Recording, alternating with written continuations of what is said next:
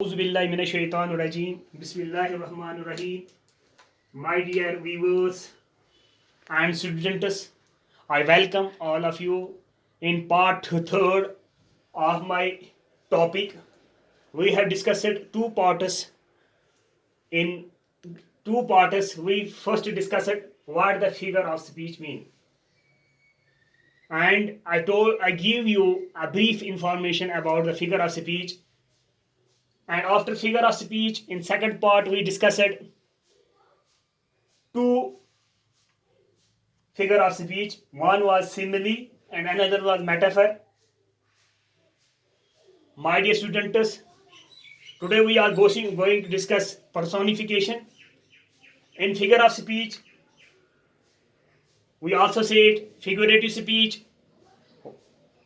What this figure of speech means? It is simply, we can say, ornamentation of language. My dear students, we discuss simile, or we can say similar. Comparison in similar we use as or like in simile. And then we discussed metaphor. It is metaphor is the short form of simile. In metaphor we directly compare. I give you different examples. I hope you have got those two parts, simile and metaphor. My dear students, today we are going to discuss personification. What the personification mean?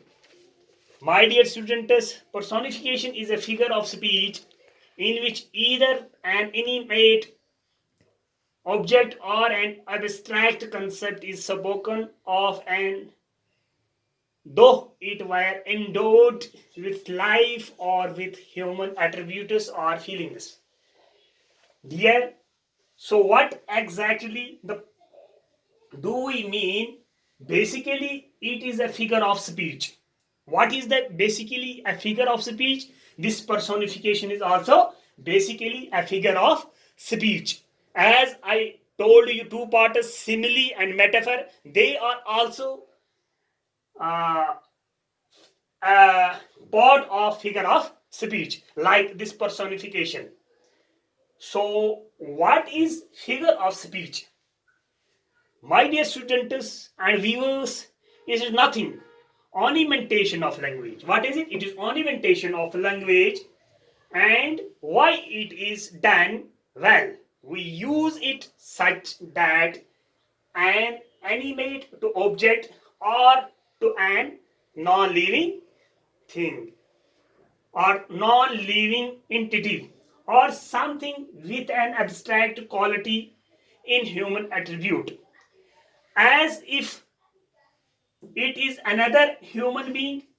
In our example, that the wind is whispered through the leaves. My dear viewers, in this sentence, the wind whispered through the leaves, you can easily say human qualities are given to wind.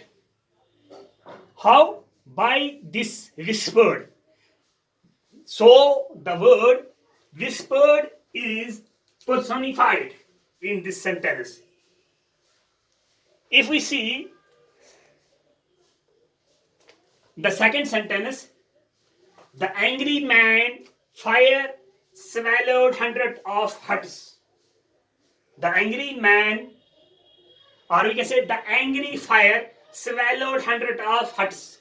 In this sentence, angry is the adjective. Angry is the adjective. And fire is a non-living thing. The word swallowed is changed. It has been personified. So fire engulfed, swallowed, or we can say engulfed the whole huts. So the angry fire swallowed hundreds of huts. The word swallowed is in this sentence is personified, or we can say it is personification in this sentence. Now, if you see these lines, as I water my flower, she looks at me. Her thin green body suddenly stands up tall, and her head raises to glance up as I water my flower. So in this line, the word flower is being watered. She looks at me. She, if we think, she is referred to a female living thing or human being, woman. Her thin green body suddenly stands up tall and her head raises to glance up. The word her. So, if we try to understand what in these lines we got her, as I water my flower, she looks at me. Flower cannot look towards us, but the word she refers to flower. Her thin green body suddenly, her here refers to flower, stands up tall, and her head rises to glance up. So, my dear students and viewers, now in identify the word that has been personified in the given lines. You should identify the word which has been personified in these lines. So, look here, that be not proud, though some have called thee. Mighty and dreadful, for thou art and so. These two words, they and thou art, are Old English. So, thou art means you are. Thou art means you are. You should identify the word personified in these two lines. I hope you have got this part.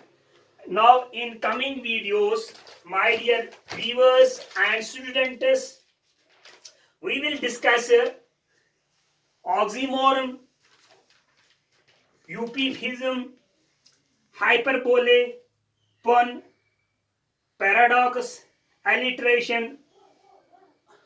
I hope you will support me. You will see all these videos. Since then, wish you all the best. Baki Wasalam.